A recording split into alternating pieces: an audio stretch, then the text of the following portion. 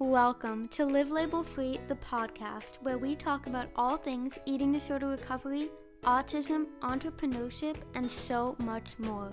I'm your host, Livia Sarah, and my mission is to inspire individuals from across the globe to live a life in which they feel fulfilled and free from limiting labels. I am so excited to have you here and cannot wait to dive into the episode.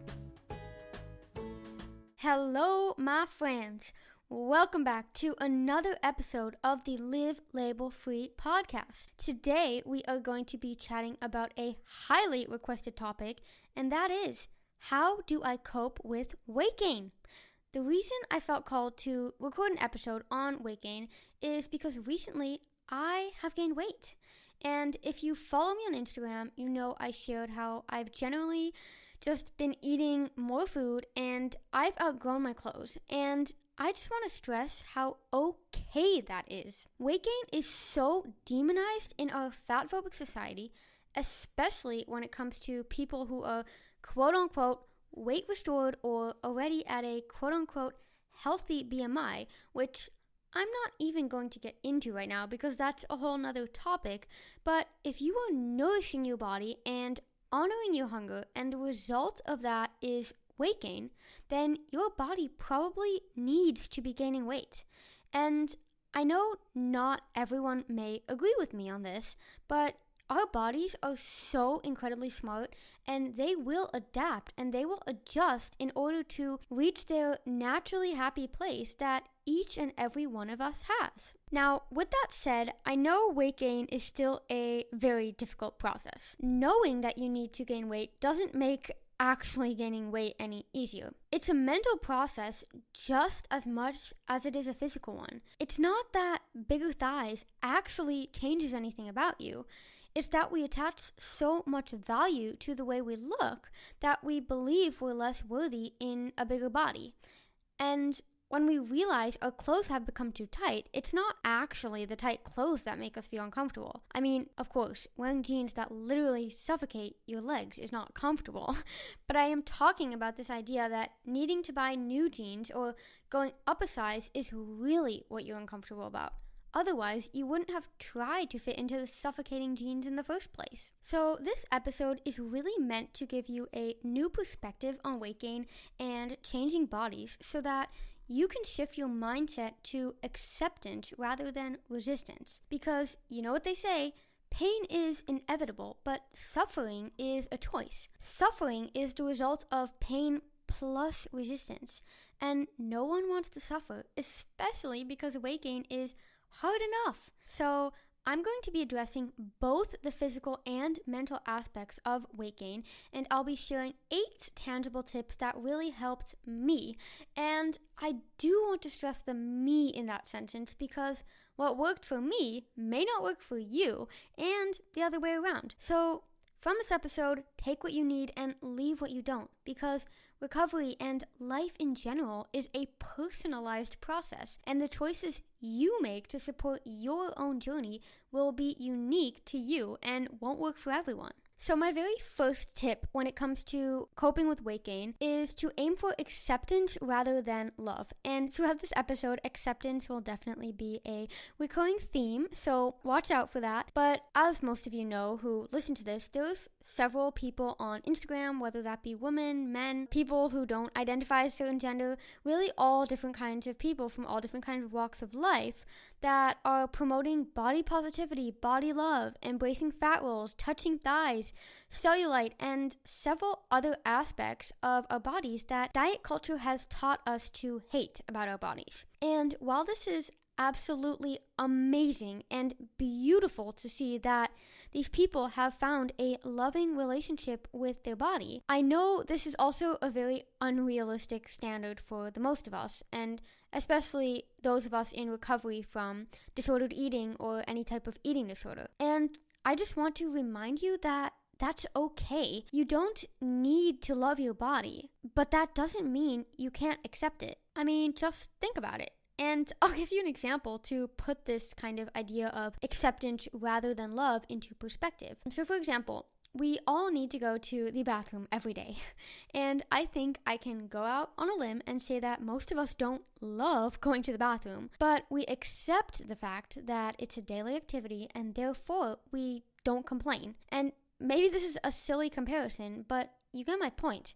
Because the same thing goes for having fat on our bodies. It's absolutely necessary for our health to have fat on our bodies. And many of us don't love seeing it or holding it or whatever we do with it, but we do need to accept that this fat is keeping us alive and is 100% necessary for our health. Now, my second tip is to practice gratitude for what your body can do. Because body acceptance is cool and all, but how do you actually learn to put this acceptance into practice? And to be honest, this takes time. You most likely will not wake up one day, look in the mirror and say, hey, well, look at that. I finally accept my body after all these years. I mean, if that happens, great. I am so happy for you. But I don't think this is realistic for most people. What is realistic is to take small steps to accept your body, and one of those is practicing gratitude. So I invite you to buy yourself a journal or get that dusty journal out of the bookshelf and write down one thing about your body that you're grateful for and why. And you don't have to start with the hard parts. You can start easy. You don't immediately have to be grateful for your thighs or your cellulite or your stomach rolls. Just start off by expressing gratitude for maybe your hands, your feet, your ears, whatever works for you in this moment. The more you practice, the more you can work up to the more challenging body parts, and over time, accepting your body will become easier and easier. I actually looked back at my journal from a couple years ago before I recorded this episode, and I wanted to read one of my entries to you when I was putting this own gratitude practice into practice. So here it comes. I am grateful for my legs because they support me, they allow me to walk, run, jump, and my legs allow me to have rockin' dance parties.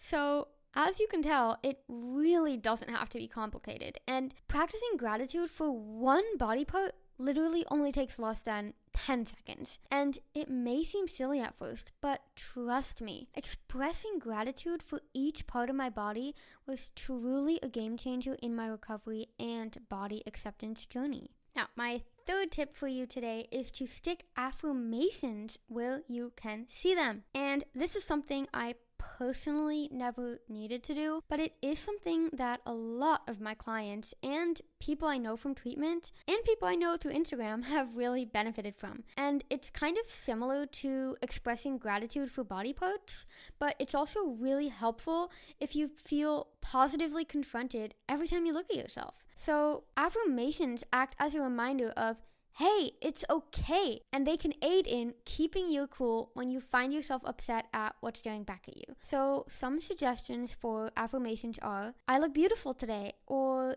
it's okay to see my body change, and I deserve to fuel my body, or maybe I deserve to take up space. So you can write these on Post-it notes, you can write them wherever you want, and just place them where you need to see them. Like maybe if you find that every time you look in the mirror and you find yourself criticizing your body, if you just have some Post-it notes with positive affirmations, that can really help bring you back to reminding you of why you're doing this and your motivation in recovery. So like I said in the beginning of this episode, personalize your recovery to fit your needs. What you choose to write on your affirmations is totally up to you, but I just wanted to share some ideas. So my fourth tip is a bit controversial, but it's to actually not hide from yourself or your reflection. And the reason I say controversial is because at almost every treatment facility I have been to, mirrors were either blocked, they didn't show the waist down, or we were strictly advised to avoid looking in the mirror, or otherwise known as body checking. But I personally believe that confrontation is the very first step to acceptance. So here we are again with the acceptance, because how can you accept something without knowing what that thing even looks like? And to elaborate on this, I was told to delete any past pictures of my thinner self because this could be quote unquote triggering, and wouldn't help me progress throughout my recovery. But anything can be triggering as long as you give it the power to be triggering. And I definitely do want to do a separate episode specifically on becoming trigger proof in recovery, because I believe that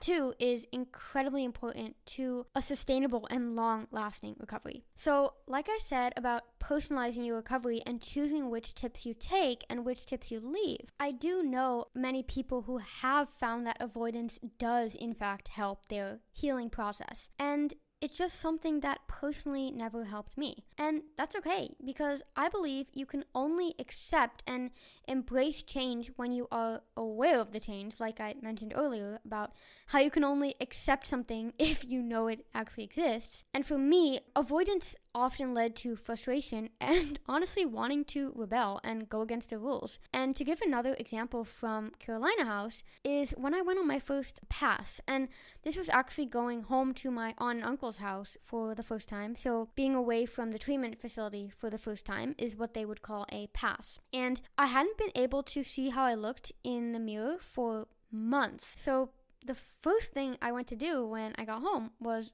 find the closest mirror so I could finally see what my new body looked like. And when I finally did, I was shocked. I wasn't unsatisfied with what I saw, and I definitely thought that I looked better. I mean, I had gained very necessary weight, but at the same time, I was also quite upset that I had changed this much without having been able to slowly acclimate to the changes over time. And I feel this same thing goes for seeing your weight, so seeing the number on the scale, because during that same path as when I wanted to look at myself in the mirror, and when I did do so, I also went to weigh myself, because, I mean, it was bound to happen at some point. We are human beings, and human beings are naturally curious and naturally rebellious.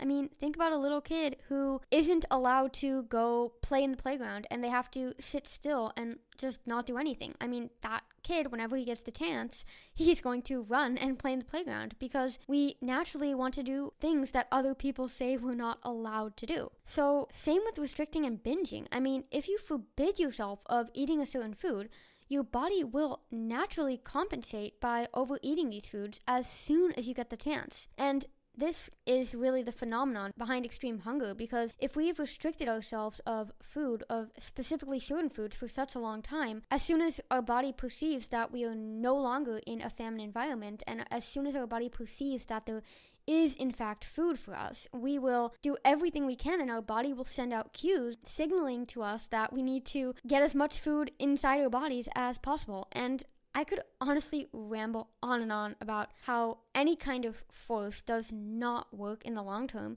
because it's like a pendulum. Like, the more you swing to one side, the more you'll swing to the other side. But you get my point. And before we move on to the next tip for coping with weight gain, I just want to remind you and reiterate that, of course, you should not body check or look at sick photos or weigh yourself if you know it will be triggering and if you know it will act as a barrier in your recovery. But what I am saying is that this method does not work for everyone, and it can also backfire if these measures are not decided on in harmony with the patient. So, for example, for me, that would be this idea of mirrors. My treatment team kind of decided for me that mirrors would be triggering without even discussing it with me. So as soon as I got the chance to look in a mirror or weigh myself, I immediately did that. This is your recovery, and you know what's best for you, again. And just in case you're wondering, I am not talking about what your eating disorder thinks is best. I'm talking about what you think is best, what your heart is telling you is best.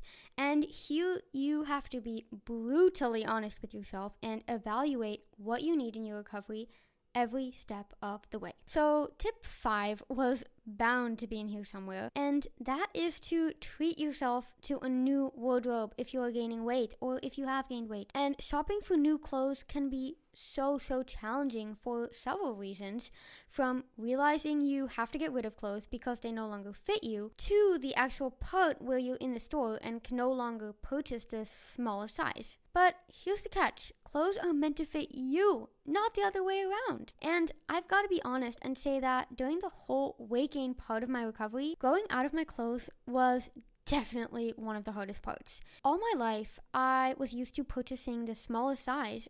Even as a kid, I was a small kid and still am a very small human. Like, I'm only 5 feet tall. So when I had gained so much weight during recovery that I had to actually start buying bigger sizes, I was quite upset. I was upset that there were other people that did fit into those sizes, and I was no longer one of them. And I was honestly jealous of those people, and I was jealous of imaginary people that seemed to have the quote-unquote perfect figure so that their stomach doesn't bulge into the waistband of those cute high-rise leggings from Lululemon. And I was mad at myself for allowing myself to eat all the food that had caused what I believed to be a disaster of not being able to fit into the smallest size. But all of this frustration, all of those negative emotions, they came from a place of fear. They came from a fear of change, fear that I wasn't worthy, fear that other people who do fit into the smallest size are somehow better than me. But can I tell you a secret? You are not a freaking child anymore. People are supposed to have fat on their bodies, especially women. It's something that's normal and even healthy. Yes, healthy to have fat. Just make sure you repeat that to yourself if you still doubt it. Because do you know what percentage of people actually fit an XXS or a 00 jeans? Like, not many. That's like a very small fraction of the population. And besides, that's because everyone's body type is different. Your worth is not defined by the body you were given, nor is anyone better or worse because they are able to fit into a different size of clothing. What makes you unique is you, your personality, your character, how you treat other people, how you approach life. That is what truly matters. And on top of everything, a size is seriously just a size. It's just a freaking number. And often, it's not even accurate. I mean, I myself have clothing that ranges from size extra small to extra large. I'm not even kidding. 3 different brands of jeans can all be labeled the same size, yet they can all fit totally differently. You may have size medium leggings and an extra small tank top. Does that mean your legs are less worthy than your torso? No, of course not. So get rid of anything and everything that no longer fits you. And you may be thinking, well, Livia, what if my weight redistributes and I eventually fit back into those smaller clothes? Well, my friend, we will cross that bridge when we get there. You can buy new clothes then. Right now, the clothes that no longer fit you simply no longer fit you. Sell them, donate them, give them to your little sister or your little brother or your friend or whoever. Make someone else happy with a piece of cloth that only makes you mourn. So, here is your permission, my friend, to go out and treat yourself to clothes that actually fit you. Clothes that make you feel comfortable and pants that stretch so you still feel comfortable after you've eaten a burger and fries and a triple fudge sundae. I swear, my stretchy Target pants are my lifesaver and definitely one of the best things that I've gained during my whole recovery process. So with that said, tip 6 is to focus on all of the other things you've gained besides weight. Because weight gain is really not the only thing. And at first, it will be really hard to believe this, and it may seem like you're actually losing everything. It may seem like you're losing all control, while actually the complete opposite is happening. Your eating disorder was in control for such a long time, and now you are finally taking the reins over your life. And that's the way it should be. However, this may be hard to see in the beginning. You may feel like you're losing everything that felt safe. Maybe you feel like you're losing being small, being obsessed with exercise, and having rituals and routines around food. But what's actually going on here is not feeling safe. It's that you were living in a freaking snow globe created by your eating disorder. And although it seems like the snow globe is the safe option that tricks you into thinking you are happy, you are not happy deep down. Otherwise, you would not even be listening to this right now. Come on, be honest with yourself. You know that deep down there is a better life waiting for you, and that life is one you are creating as we speak. Literally. The reality of it is that you have nothing to lose and everything to gain besides weight, relationships, being able to go out to eat now that we can again after COVID, enjoying food, being able to exercise for joy instead of out of compulsion, having energy again, getting ice cream with your family, being able to think about things other than food. There is so much more to life than obsessing over our bodies, obsessing over food, and honestly, obsessing over what anyone else thinks of us. But I'm not gonna pretend that it's all easy. And that's tip number 7. Weight gain is fucking hard. Like I said before, it is one of the hardest parts of recovery. At least it was for me. Telling yourself it's quote unquote not a big deal and that you quote unquote can handle it is only a way to numb out the true emotions you feel about this horrible process. I mean, of course you can handle it, but that doesn't mean that it's easy. Let's be real, it is going to be uncomfortable and it is going to hurt at times. You will miss your smaller body and you will find yourself comparing to other people. I mean, it's the nature of an eating disorder. You're going to feel full, you're going to get bloated, and you may want to crawl out of your own skin at times. And let me tell you, that is okay. Allow those feelings to be there. Cry it out. Stomp on the ground. Throw ice at a tree. Punch your pillow. Do whatever you need to get your anger and frustration out because you're finally giving up your eating disorder. And that, my friend, that is all that matters. If it was easy, there wouldn't be treatment centers all across the world. There wouldn't be self-help books. There wouldn't be tens of thousands of people on Instagram helping other people recover, and there wouldn't be recovery coaches like myself if this was all some sort of easy game. So allow it to be hard and allow yourself to feel the emotions. I know I sound like a broken record at this point, but acceptance is the key to growth. Now, my very last tip is to make a list of reasons to recover. And this list is your very own personalized roundup of all the things you're doing it for. It's your one-stop shop for your motivation for recovery, the things you can do once you're healthy again, the things that excite you just thinking about them. So when making this list, it's important to only include reasons for you, not for anyone else, because that won't help.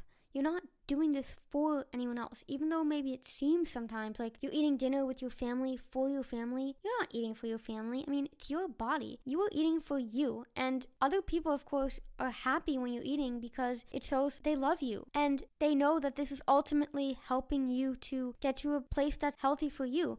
But this list is a list made by you for you, so that you can always look back on it when you need a reminder of what you're doing it all for. And this can and should totally be a running list that you keep adding to, because you will feel inspired to add or remove things as you progress through your own recovery. So that's all I have for you today, my friends. If any part of this episode inspired you, I would absolutely love it if you could take a screenshot of you listening to this, share it on your IG stories, and tag me at Live Label Free, and maybe send me a DM of your favorite takeaway from this episode or your favorite tip. And be sure to subscribe to the podcast wherever you are listening and to leave a rate and review on Apple Podcasts or iTunes. It really helps me more than you know, and it helps to push the podcast so that we can reach more people together, because everyone deserves to live a life free from food rules, free from exercise, and to live in a body that's healthy for them. And I'm so grateful for you and your time, and we will